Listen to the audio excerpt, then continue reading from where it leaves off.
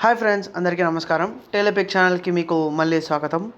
మనము చూసుకున్నట్టయితే లాస్ట్ వీడియోలో పాండు నరపతి మృతి, దాని తర్వాత జరిగిన సన్నివేశాలని చూసాము. వాళ్ళు హస్తినాపురానికి ఎలా వచ్చారు, దాని తర్వాత పాండవులు మరియు కౌరవులు వాళ్ళిద్దరి బాల్యం ఎలా జరిగిందని చూసాము. దానికి కంటిన్యూషన్ చిన్న చిన్న స్టోరీస్, 3 స్టోరీస్ అనమాట ఈరోజు చూస్తున్నాము. ఈరోజు ఏంటంటే ముఖ్యంగా దుర్యోధనుని దుష్టాలోచన, కృపాచార్యుని చరిత్ర మరియు ద్రోణాచార్యుని చరిత్ర, అంటే వాళ్ళిద్దరి గురించి, వాళ్ళిద్దరు పుట్టిపూర్వకాల గురించి మనం మాట్లాడదాం అనమాట. ఫస్ట్ కనుక చూసుకున్నట్టయితే దుర్యోధనుని దుష్టాలోచన అనమాట. ఏంటి అంటే దుర్యోధనుడు ఒకరోజు శకునిని మరియు దుశ్శాసనుని ఇద్దరిని పిలిచి ఇలా అంటాడనమాట. ఉన్న 5 పాండవులలో భీముడే అతి పరాక్రమంతుడు. అంటే భీముడే వీళ్ళందరికన్నా పవర్ఫుల్. భీముడిని కనుక మనం మట్టు కనిపించగలిగితే నెక్స్ట్ యుధిష్ఠుడు చాలా వీక్ కదా, ఎట్లయినా నేను యుధిష్ఠిరుడిని చెరసాలలో బంధించేసి ఈ రాజ్యం మొత్తము ఏకఛత్రాధిపతిగా నేను చక్కని తిప్పుతాను అన్నట్టుగా చెప్తాడనమాట. దానికి శకుని కానీ దుశ్శాసనుడు కానీ తప్పు అని చెప్పకుండా ఇంకా ఎంకరేజ్ చేస్తాడు. అందుకు గాను దుర్యోధనుడు టైం కోసం వేచి చూస్తూ ఉంటాడు అనమాట, ఏది కరెక్ట్ టైము భీముడిని మట్టి కనిపించడానికి అన్నట్టుగా. అప్పుడు ఏమవుతుందంటే ఒకరోజు వీళ్ళందరూ మొత్తం పాండవులు కౌరవులు అంటే వీళ్ళందరూ జలక్రీడల కోసం అని చెప్పేసి గంగానది తీరానికి వస్తారనమాట. మొత్తం జలక్రీడల్లో నిమగ్నమైపోయి అందరూ బాగా ఆడుకొని అలిసిపోయి ఎవరి టెంట్స్లోకి వాళ్ళు వెళ్ళిపోతారనమాట. ఎవరి టెంట్స్లోకి వాళ్ళు వెళ్ళినప్పుడు భీమసేనుడు కూడా ఫుల్ అలసిపోయింటాడు. ఇంకా భీమసేనుడు అల్లరి గురించి మనం లాస్ట్ టైం మాట్లాడుకున్నాం. అంత ఇదిగా అల్లరి చేయడం, దానికి డబల్ చేయడం, ఆ అల్లరికి భీమసేనుడు అలసిపోయి నిద్రలోకి వెళ్ళిపోతాడనమాట ఆ టెంట్లో. సరే అని చెప్పేసి నిద్రలోకి వెళ్ళిపోయిన వెంటనే దుర్యోధనుడు ఇదే మంచి సమయం అని చెప్పేసి భీముడిని మొత్తము ఇనుపాసాలతో కట్టేసి గంగానది లోపలికి లోతులో పడేయమని చెప్పి ఆజ్ఞాపిస్తాడు. సరే అని చెప్పేసి అలా భీమసేనుడిని కట్టేసి గంగానదిలో పడేస్తానమాట. అలా పడేసిన తర్వాత భీమసేనుడికి చిన్నగా మెలకువ వస్తుంది నీళ్ళలో పడిన వెంటనే. సరే ఆ మెలకువ వచ్చేసరికి గంగానదిలో బాటంలో ఉంటాడనమాట. అప్పుడు ఏం చేస్తాడు భీమసేనుడు, గట్టిగా ఊపిరి బిగబడతాడు. ఆ ఊపిరి బిగబట్టిన దానికే ఉన్న ఇనుపాసాలన్నీ ఇరిగిపోతాయి అనమాట.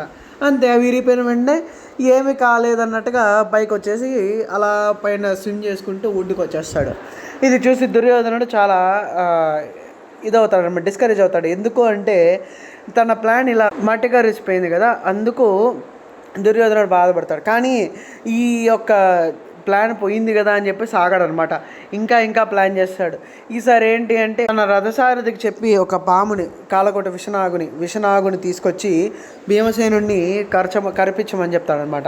దానికి ఆ రథసారథి కూడా ఆజ్ఞను శిరసావహించి ఒక నాగుని పంపిస్తాడు భీమసేనుడి దగ్గరికి.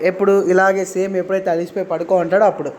కానీ ఏంటి అంటే అది తన కూరలతో ఎన్నిసార్లు కొట్టినా కూడా భీమసేనుడిది వజ్ర శరీరం కదా, ఆ కూరలు అన్నిటి దిగవు అనమాట. ఏందని ఈ పాము ఎంతసేపు కరుస్తూనే ఉంటుంది, కానీ భీమసేనుడికి అసలు ఏమీ కాదు, కూరలు దిగవు కాబట్టి. భీమసేనుడికి ఆ తాగిడికి కుట్టినట్టు అవుతుంది అనమాట. అంతే, ఆయనకి అంతే అనమాట. పాము పొడిచినా కూడా ఏదో చీమ కొట్టినట్టు అనమాట. మెలుగు వచ్చి ఆ పాముని తన కాళ్ళతో చంపేసి ఆ దగ్గరలో ఉన్న రథసారథిని గమనించి వెంటనే తన తల మీద పిడుగుపాటి దెబ్బలతో ఆ రథసారథిని కూడా చంపేస్తాడనమాట. అలా కొట్టేసరికి రథసారథి నోట్లో నుంచి రక్తం కక్కుని అక్కడికక్కడే మరణిస్తాడు. ఇది దుర్యోధనుడికి ఇదంతా కూడా తెలుస్తుంది. అయినా కూడా ఈ ప్లాన్స్ అన్నీ ఆపడనమాట. నెక్స్ట్ ప్లాన్ ఏంటి అంటే విషాహారం అనమాట. అంటే పాము కరిస్తే కుదరలేదు కదా, అందుకు డైరెక్ట్గా విషాన్ని ఆహారంలోనే కలిపేసి ఇద్దామని దుర్యోధనుడు ఆలోచన అనమాట. ఇదంతాను ధృతరాష్ట్రుని వైశ్య భార్య అన్నాం కదా, వైశ్య భార్య ఎవరు, ఒక భార్య మాత్రము వైశ్యకులం నుంచి వచ్చిండే భార్య ఉంది. ఇంతకుముందు లాస్ట్ వీడియోలో మాట్లాడుకున్నాం. ఆ భార్యకు పుట్టిన కొడుకు, ఆయన పేరు యుయుత్సు కుమారుడు అనమాట. ఆయనకి ఈ యొక్క ప్లాన్ గురించి తెలుస్తుంది, విషాహారం ఇవ్వాలనుకుంటున్నారు భీమసేనుడికి అని. ఏమి అంటే ఈ యుయుత్సు కుమారుడు వచ్చేసి కౌరవులను కానీ పాండవులను కానీ ఇద్దరిని కూడాను సమానంగానే చూస్తాడు అని ఉందన్నమాట. అంటే ఏంది, వీళ్ళు పాండురాజుకు పుట్టారు, వీళ్ళు మా తండ్రికి పుట్టిన వాళ్ళు అని కాకుండా అందరినీ సమానంగా చూస్తారు. కాబట్టి వెళ్ళి భీమసేనుడిని కాషన్ చేస్తాడు మన భీమసేనుడికి. వెళ్ళి ఇలా జరుగుతోంది, నీ యొక్క ఫుడ్లో విషం కలుపుతున్నారు, నువ్వు గమనించుకో, ఆహారాన్ని తినకు, మ్యాక్సిమం తినకు అని ఆయనకి ఇది చెప్తాడనమాట భీమసేనుడికి. కానీ భీమసేనుడు ఏంటి, నాకేం ప్రాబ్లం లేదు, ఏమన్నా పెట్టుకొని ఏమన్నా చేసుకొని అవన్నీ నాకు శక్తిగా మారుతాయి కానీ ఇవన్నీ నాకు పట్టదు అన్నట్టుగా సమాధానం ఇస్తాడు. అయినా కూడా గౌరవంతో సరే అని చెప్పేసి ఒక మాట చెప్తాడనమాట యూత్సు కుమారుడికి. దాని తర్వాత ఆ రోజు భోజనానికి సిద్ధం చేస్తారు. ఆ భోజనంలో ఆల్రెడీ దుర్యోధనుడు మాట్లాడి చెప్పుంటాడు కదా, భీమసేనుని ఆహారంలో కాలకోట విషయాన్ని కలపండి అని. కాబట్టి వాళ్ళు కలుపుతారనమాట. ఆ ఆహారాన్ని భీమసేనుడు ఆరగిస్తాడు. కానీ ఏంటి అంటే భీమసేనుడికి ఏమీ కాదు, ఆ విషయం కూడాను ఆయనకి బలంగా మారిపోతుంది అనమాట. దీంతో ఆపుతాడంటే లేదు, దుర్యోధన అప్పటి నుంచి కూడాను ఇంకా కొత్త కొత్త ప్లాన్స్ వేస్తూ ఇంకా కొన్ని పన్నాగాలు పన్నుతూ భీమసేనుని ఎలా చంపాలి అన్న దాని మీదే కాన్సన్ట్రేట్ చేస్తాడనమాట. ఇలా గడిచిపోతూ ఉండగా వీళ్ళకి యుక్త వయసు వస్తుంది. అంటే ఏంటి, చదువుకునే వయసు వస్తుంది. చదువుకునే వయసు వస్తుంది కదా, ఎవరు వీళ్ళకి చదువు నేర్పించాలి, గురువు ఎవరు అన్నట్టుగా అంటే ఇద్దరు అనమాట. మనకి మ్యాక్సిమం అందరికీ ద్రోణాచార్యుడి గురించి మాత్రమే తెలుసు. ఇక్కడ ఏం రాశారంటే కృపాచార్యుని గురించి కూడా రాశారనమాట. కృపాచార్యుల వారు ద్రోణాచార్యుల వారు ఇద్దరూను పాండవ కౌరవులకి గురువు అని చెప్పి రాసిందనమాట. ఈ మాట వినగానే జనమేజయ మహారాజు ఏంటి అంటే ఇది ప్రజెంట్కి వచ్చేస్తుంది అనమాట. వైశంపాయనుల వారు జనమేజయ మహారాజుకి మహాభారతం చెప్తున్నారు కదా, అక్కడికి వచ్చేసాం అనమాట. అక్కడ జనమేజయ మహారాజు అడుగుతాడు ఏంటి అంటే నేను కృపాచార్యుల వారి గురించి తెలుసుకోవాలనుకుంటున్నాను, ఆయన జీవిత చరిత్రం ఏంటి అన్నట్టుగా క్వశ్చన్ చేస్తాడు. దానికి వైశంపాయన వారు కూడా సంతోషించి సరే నేను కృపాచార్యుల వారి గురించి చెప్తాను అన్నట్టుగా ఇలా స్టార్ట్ చేస్తాడు. ఏంటి అంటే పూర్వం గౌతమ మహర్షి తనయుడు శరద్వంతుడు అనేవాడు ఉండేవాడు. ఆయన చిన్నప్పటి నుంచిను బాగా మంచిగా చదువుకునేవాడు. కానీ ఇక్కడ ఒకటి ఏంటంటే ఆయనకి ధనుర్వేద అభ్యాసం అంటేనే ఇష్టం అన్నమాట. అది మాత్రమే ఎక్కువ ఆయన రీసెర్చ్ చేయడం, కానీ అవన్నీ ఎక్కువ దాని మీదే తన ధ్యాస ఉండేది. ఋగ్యజుస్స మాధర్వ మంత్ర రాశి అనే వేదం అనమాట. ఇది కూడా అంటే గౌతమ మహర్షి అంటే బ్రాహ్మణుడు కదా, బ్రాహ్మణులు మ్యాక్సిమం ఇలాంటివే కదా చూస్తారంటే ఏంటి పూజా విధానం కానీ ఇవన్నీ ఎక్కువ చేస్తారు. కానీ దానికి విరుద్ధంగా శరద్వంతుడు ఏంటి అంటే ధనుర్వేదాభ్యాసం అంటే చాలా ఆసక్తి చూపేవాడు అనమాట. అందుకు గాను ఆయన ధనుర్వేదాభ్యాసం కోసం అనేసి మొత్తం తపోదీక్షలోకి వెళ్ళిపోతాడు అనమాట. అలా తపస్సు చేసి ఎన్నో అస్త్రశస్త్రాలను సంపాదిస్తాడు అనమాట. అయినా కూడా సరిపోలేదని చెప్పేసి ఇంకా కావాలన్నట్టుగా ఆయన తపస్సు అలా చేస్తూ ఉంటాడు కదా ఇంద్రుడు. ఎవరు తపస్సు చేసినా ఎవరు ఫుల్ కాన్సన్ట్రేషన్తో ఉన్నా యాడ వాళ్ళు వచ్చి నా యొక్క రాజ్యాన్ని మీద పడతారో, యాడ నా సింహాసనం కోరుకుంటారో అన్న దీంతో ఆయన శరద్వంతుని యొక్క తపోదీక్షని భంగం కలిగించడానికి జలపదిని అనే అప్సరస్సును పంపిస్తాడనమాట. అంటే ఏంటి ఈ ఇంద్రుడు ఎప్పుడు అంతే, ఎవరు దేనికోసం తపస్సు చేసినా వచ్చి ఆయన మీదే పడతాడని ఈయన ఫీలింగు. అందుకని చెప్పేసి ఈయన జలపదిని శరద్వంతుని వద్దకు పంపిస్తాడు. అలా పంపించగానే శరద్వంతుని దగ్గరికి వచ్చి జలపదిని ఆయన యొక్క తపస్సుని భంగం కలిగిస్తున్నాడు. అలా భంగం కలిగించగానే ఏంటి అంటే ఇక్కడ ఈ ప్రదేశంలో నేను ఉండకూడదు, ఇక్కడ తపోభంగం జరిగిందని చెప్పేసి ఆయన అక్కడ ఏమవుతుంది అంటే ఆ జలపదిని వచ్చి చేసిన చేష్టలకి ఆయన చేతిలో నుంచి విల్లు జారిపోతుంది అనమాట. అందుకు గాను ఆయన ఇది ఇక్కడ మంచి ప్లేస్ కాదని చెప్పేసి అది వదిలేసి వేరే చోటికి వెళ్దామని ప్రయాణం అవుతాడు. కానీ ఆ విల్లు జారిపోయినప్పుడు ఏమవుతుందంటే అది 2 భాగాలుగా చీలిపోయి అక్కడ ఉన్న పొదల్లో పడతాయన్నమాట. ఆ 2 భాగాలే ఒక బాలిక ఒక బాలుడుగా రూపం పొందుతారనమాట. వాళ్ళ పేర్లు వచ్చేసి కృపు అనే నామధేయాలతో వాళ్ళు ఉంటారనమాట. ఇక్కడ ఏమైందంటే ఈ యొక్క పిల్లలు ఉన్నారనే సంగతి శరద్వంతుడికి తెలియదు అనమాట.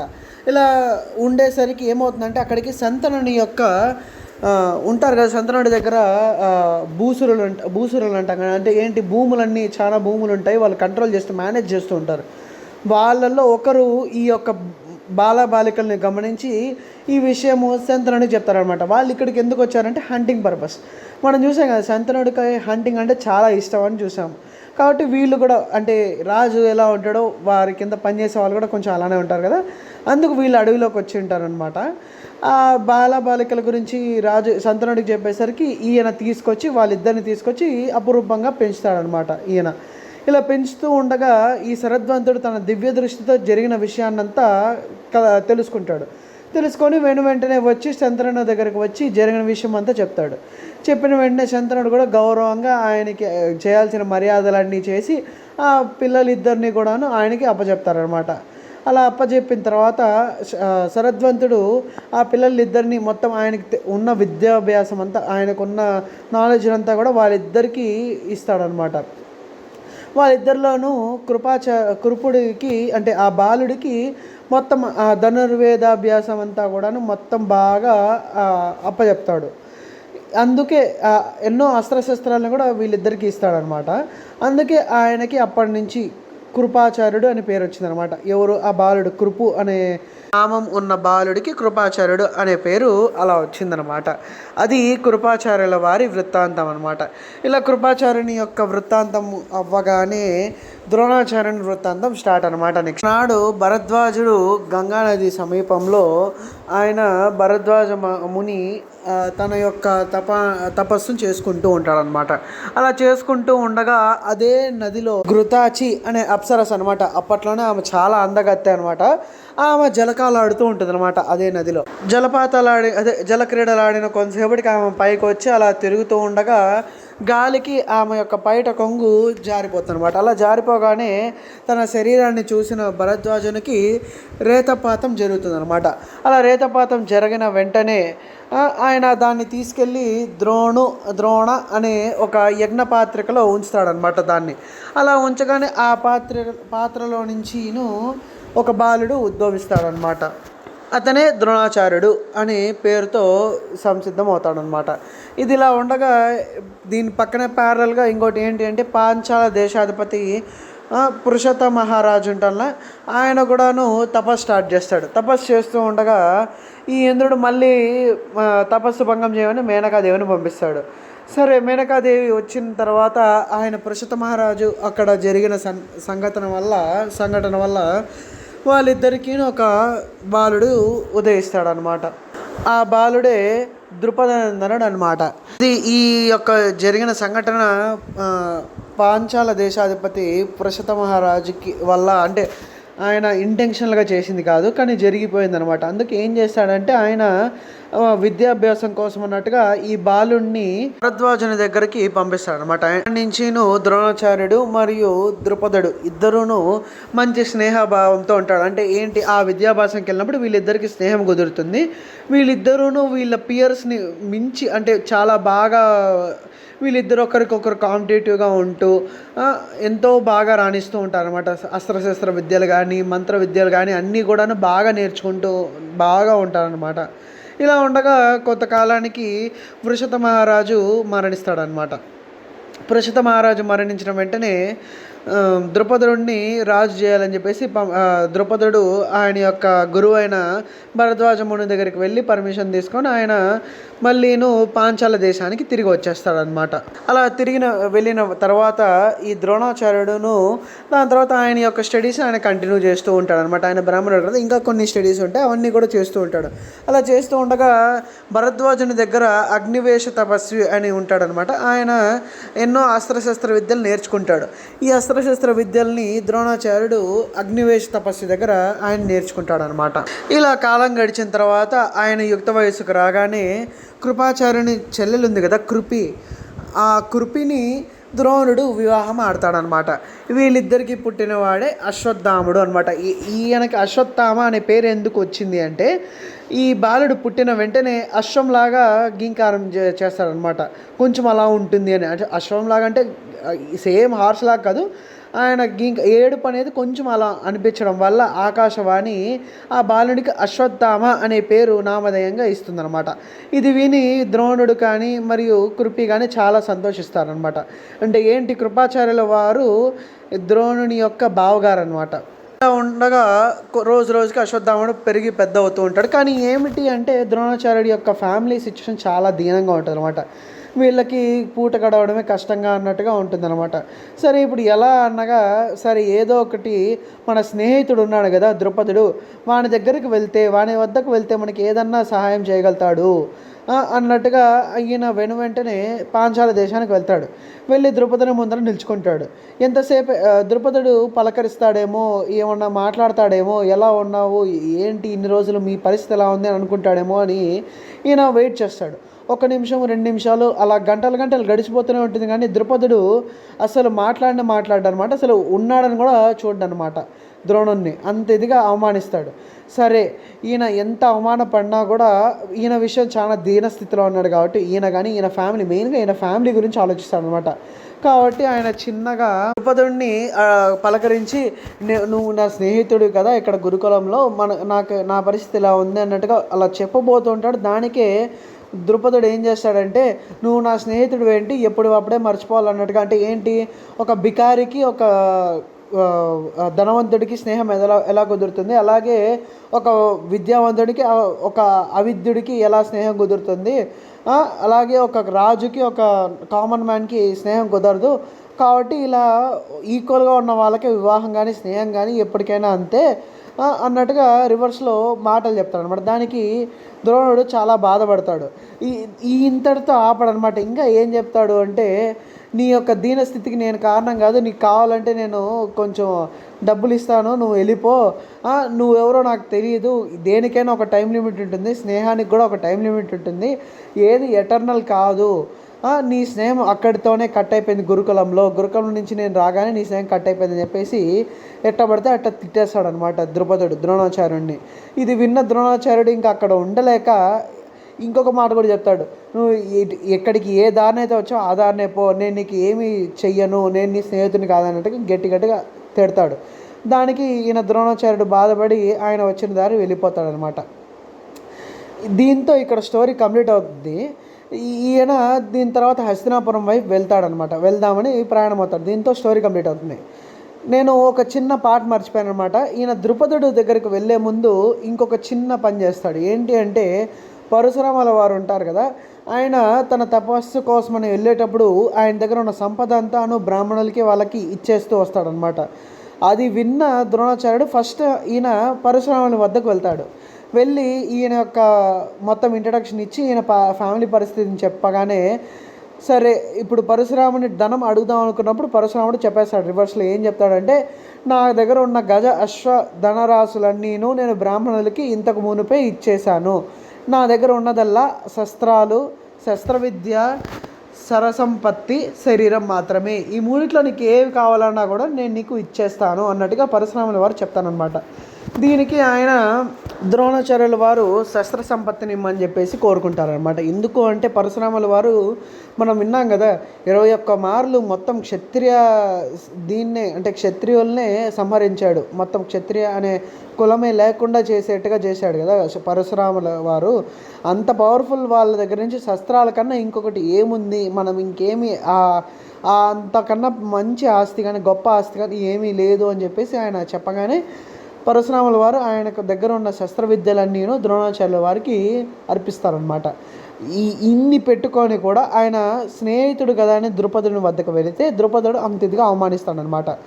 సరే అని చెప్పేసి ఆయన హస్తినాపురానికి బయలుదేరుతాడు తన ఫ్యామిలీతో. దీని తర్వాత ఏం జరిగింది అనేది మనము నెక్స్ట్ వీడియోలో చూద్దాము. Thank you for being with me till the end of the video. Thank you. Please like, comment, share my video.